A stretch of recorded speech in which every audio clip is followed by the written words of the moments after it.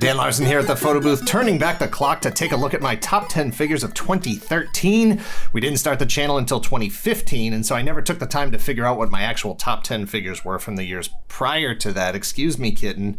We have produced videos for every top 10 beginning with 2015, and then in February of 2020, we did the first video in this series looking at the top 10 of 2014. The rules are the same as they always are for my top 10s. Number one, figure had to be released that year, not just purchased that year. Number two, if I didn't buy it, it doesn't qualify.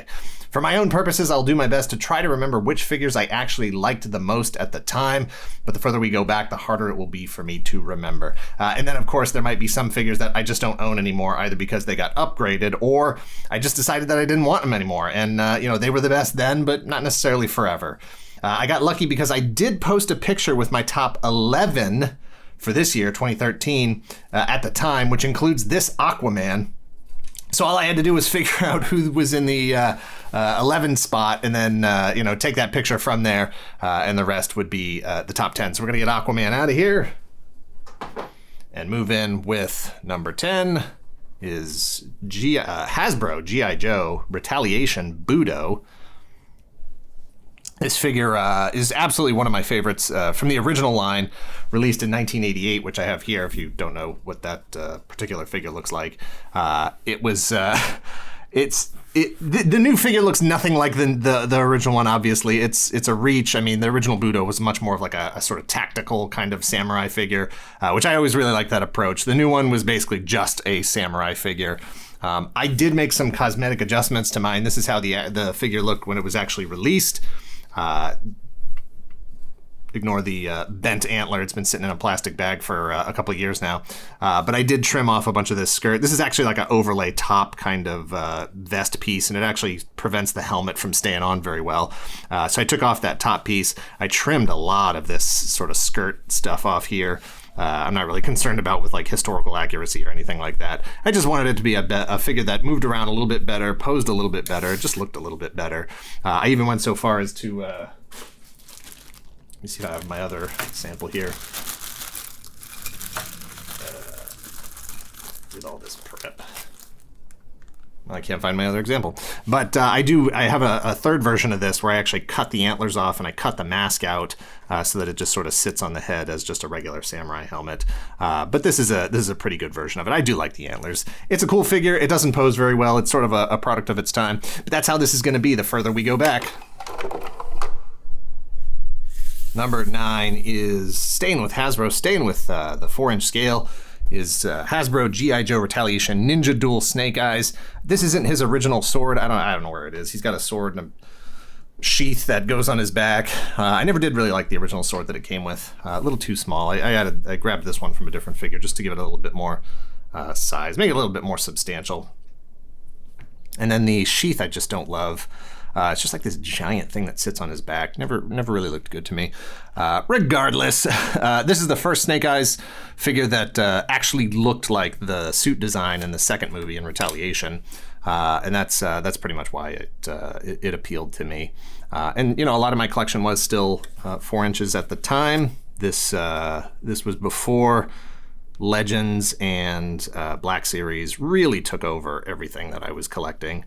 I did always prefer the 6-inch scale. I'm psyched that we've finally reached a point here in 2020, 2021, around here, that G.I. Joe did finally go 6-inch scale. That's what I've been waiting for a very, very long time. Love the results, but these figures still do hold a really special place in my heart. They're just, at this scale, yeah, you get a lot more vehicles and play sets and that kind of thing. They take up less space on your shelf. But it is, they just don't pose very well. And I've always been about the action figure itself. I'm not really a vehicles guy, so, it doesn't really matter to me that I can't have ships and jets and planes and boats and stuff. I really want to be able to pose the figures. So at this scale, it's tough to really have a lot of posability in these. But this was a really cool figure. Very excited when it finally came out. All the G.I. Joe figures, from this suit design prior to it just didn't look like the suit. So finally, I'm happy to get one of those in hand. Number 8 is Mattel Man of Steel Superman. This was a figure I really wanted when it was originally announced. I think that only the trailer had come out at that point. I don't remember exactly, but man, did that trailer just absolutely blow me away. Absolutely floored me. It was pretty much exactly what I wanted to see from a Superman movie. The music, the visuals, everything about it just looked fantastic. And so when this figure was announced, there was absolutely no way I wasn't going to get it. Articulation's a little limited. Would prefer a torso cut there, some kind of ab crunch or whatever. The cape is very heavy. If this was a figure I was going to, buy today, and heck, I think I might have more than one of these. I might even still go back and swap it out for a cloth cape at some point, but it's really not that important, and it's not a figure I keep out on display or anything. No ankle pivots here, so, there's other limitations to what was going on here. And that it's not like those things hadn't been figured out yet at this point. This isn't that long ago, ankle rockers and stuff existed. It's just what Mattel was doing with the figure. So there's a lot I like about it. There's things I don't like about it. But to this day, it is the version of this, version of Superman, the live action modern Superman, the Henry Cavill that I have in my collection. Back to the 4-inch scale with Hasbro G.I. Joe Retaliation Ultimate Storm Shadow. I didn't grab a stand for this guy. There's no way he's going to stand up.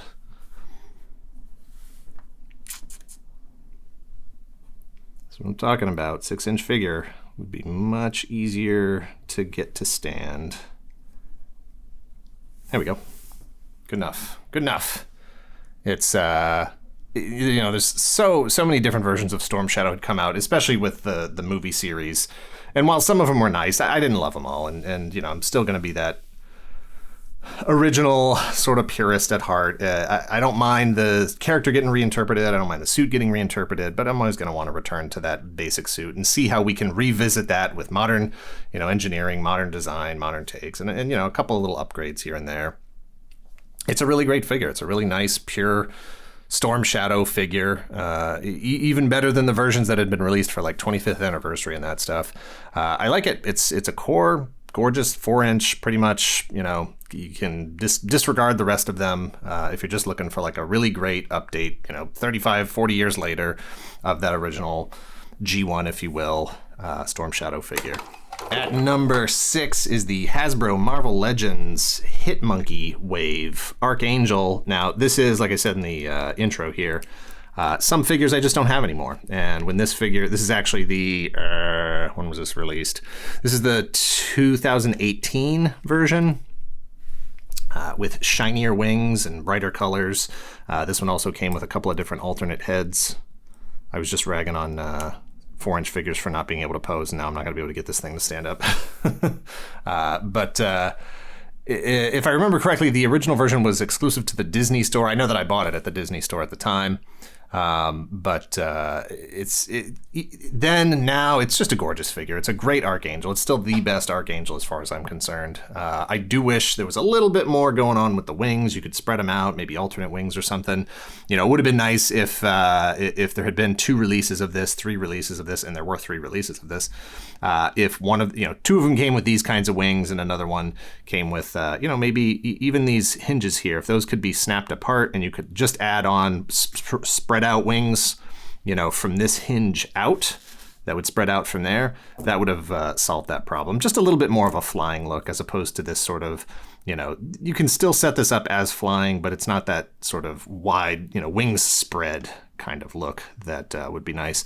But this has solved the problem of his wings and, and the weird, hinges and stuff better than any previous version that I am familiar with, certainly going back to the beginning of any Archangel figures that have been released, period.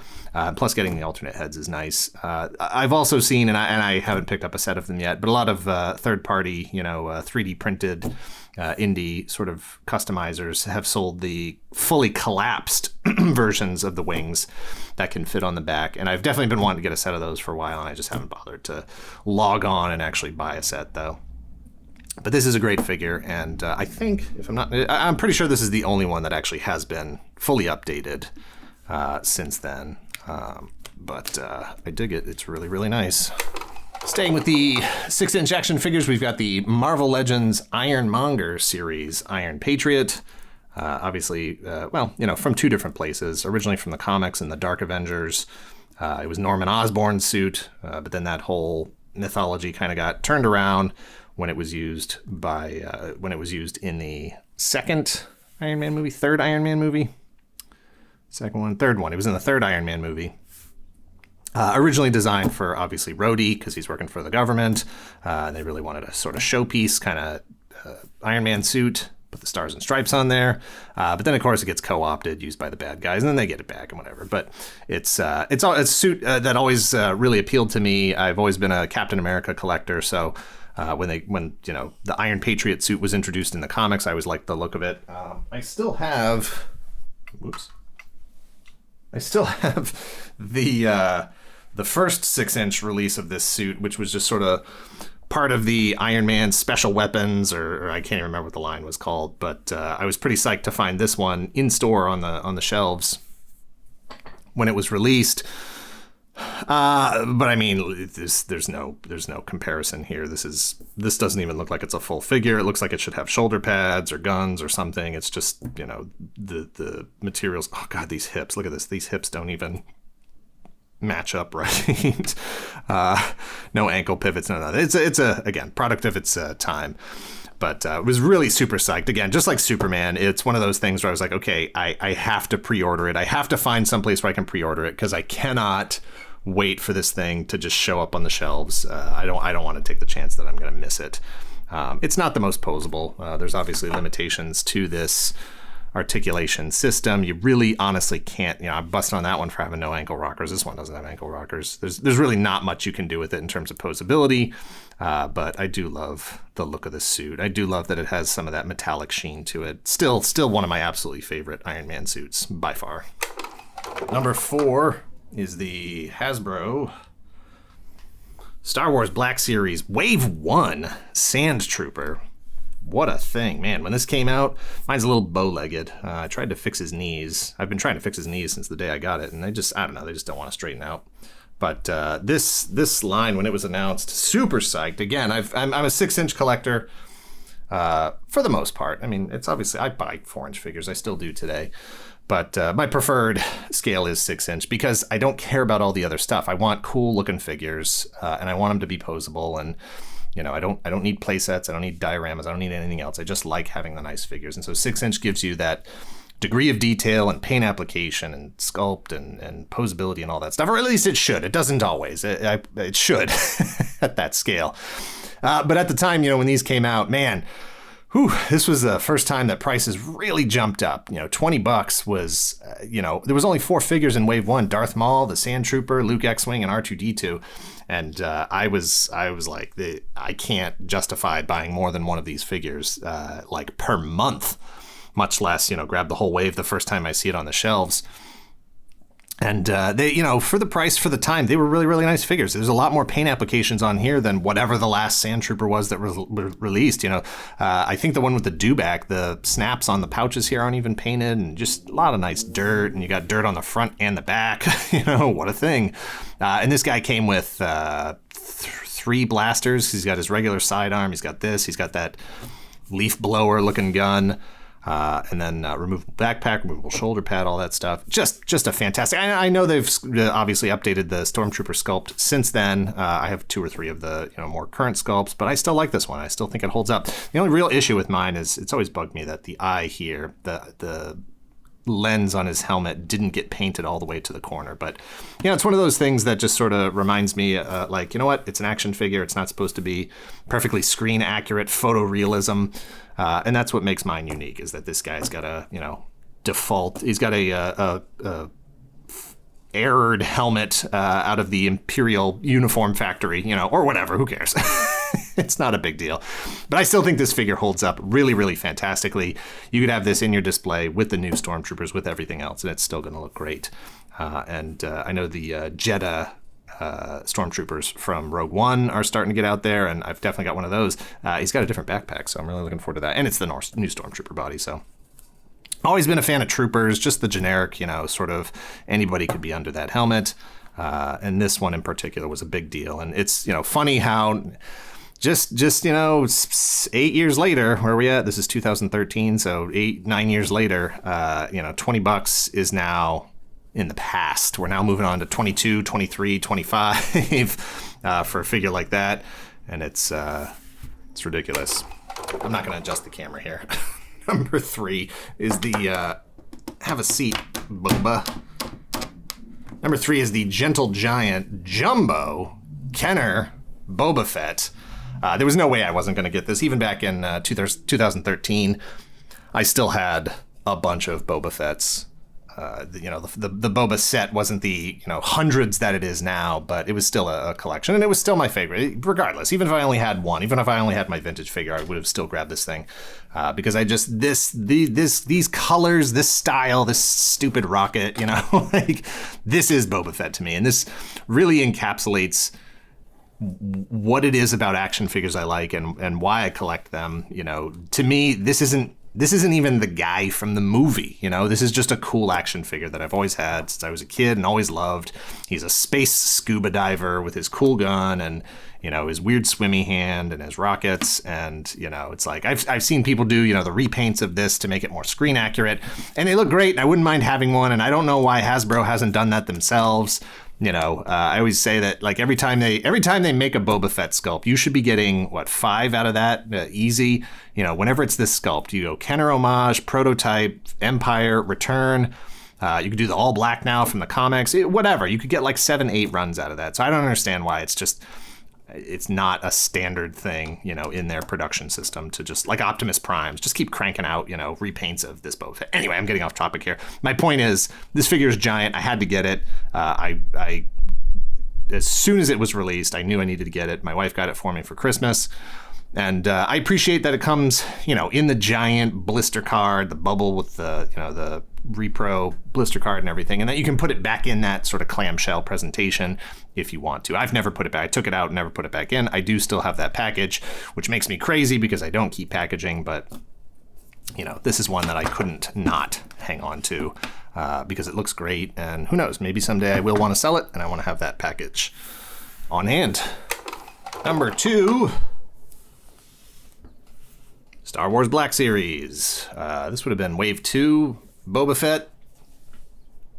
Boy, was I upset when they announced Boba Fett as the San Diego Comic-Con exclusive that year with the Han and Carbonite. I think it was like, I don't know, $60, $70 right out of the gate because it had that Han brick and, premium presentation. And I was like, man, if they don't release that dude individually, I'm going to be super upset. But they did. And, everything was fine. That's my hair on here. And then even, 6, 7 years later, whatever it was, they did finally release the Han and Carbonite on his own packaging on blister card. This was a great figure. Absolutely loved it when it came out. I found it on the shelves at Target. That was insane. Another one where I was like, boy, $20 is a lot of money. I don't know if I can spend that much on a single figure, but it was Boba Fett. It was justified. And it just meant that, I couldn't buy a bunch of other stuff that month.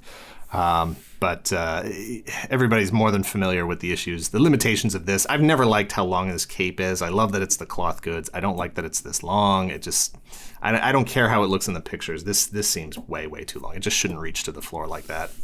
And I can't bring myself to trim it because I only have the one.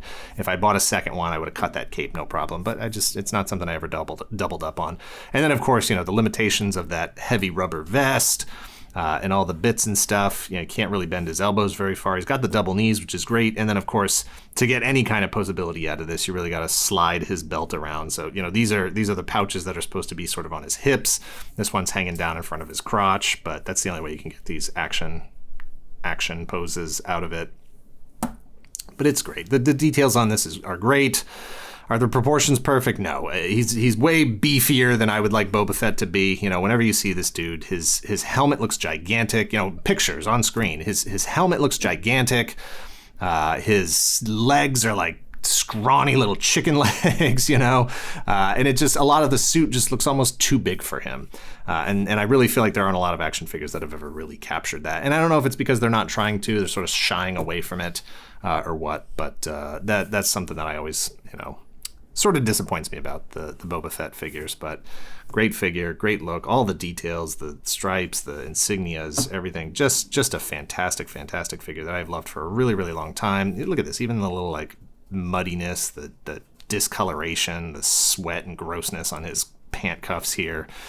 It's all really, really good. And even the release last year, the Return of the Jedi Deluxe Boba Fett, it's really good. It's really nice. It's definitely an improvement. But even that, doesn't quite go as far as I would like to, in terms of the proportions and stuff. And I can't say that, if you didn't have that, like it's an upgrade, but this one I think still holds up really, really great. And if this is your main Boba Fett in your collection, I don't think that's a problem at all. Number 1 is Hasbro Transformers Masterpiece Soundwave. What a thing. What an amazing, absolutely amazing thing. At the time, I had the Takara versions of the accessories, the cassettes, because they had released, Soundwave by himself, and I think he only came with one cassette, either Buzzsaw or Laserbeak, and then the rest, Rumble Frenzy, Laserbeak, Ravage, were all available in 2-packs, and they had just announced the 2-packs going up for pre-order out of Japan, and I was like, well, I may not be able to get Soundwave, but I'm gonna have to get those cassettes. I cannot. The cassettes were always, some of my absolute favorite pieces from the G1 line, so I'm like, I can't not get those cassettes. So I just pre-ordered all the cassettes. Oh, when Hasbro came out and saved the day, announcing that not only were they going to be doing their own release of Soundwave, but that he was going to come with all the cassettes that existed at the time, and the price was going to be the same price, basically, as if you were ordering those 2-packs, those two 2-packs by themselves. It was a tough price, at the time. Even now, $100 is a lot, and I can't remember if this was like 100, 125, something like that. So it's a lot, but to get all of that in one place at that price was really, really fantastic. And I had a friend who was working at Toys R Us who was able to sort of get me, put one aside for me. And I drove there as fast as I could the day he told me it was in, and picked that up. So it sucks having to use, a hookup like that, but I appreciate that. At least I had somebody there in that position at the time who could, look out for me and make sure I was able to grab one of these. Just a really, really great piece, great figure. The cassettes are amazing. They're still my favorites. Anything that's been released since then, excluding third-party stuff. There's definitely some creative third-party engineering out there, but I try to stay with the official stuff as much as I can. And this one, just from Soundwave to Laserbeak to all the cassettes, has just been absolutely gorgeous. There's some issues with the mold. There's some things that have not held up well. I can't remember exactly where the breaks are in this, but I do have 2 joints that have broken. Just, because of the engineering and the plastic's getting old. But I have no problem. It can still transform to cassette player and to robot, and it usually sits in cassette player form on my shelf just to take up less space. And it's easier to dust. Just the one flat surface instead of all these flat surfaces everywhere. But I love it. I love it. I love it. Soundwave's always been my favorite Transformer, and this is by far the best version of it. And just a great scale. Just the imposing 10-inch tall figure here. It's just a gorgeous, gorgeous thing with really, really fantastic engineering, to turn it into a box. And also really cool that you can fit 3 cassettes into his chest at once. Just a great, great thing. Anyway, that's the top 10 of that's my top 10 of 2013. I've already started working on the top 10 of 2012, so I'm looking forward to getting to that. Thanks for watching. Let me know if you can remember what your favorites were from 2013 in the comments down below. Thanks. Later.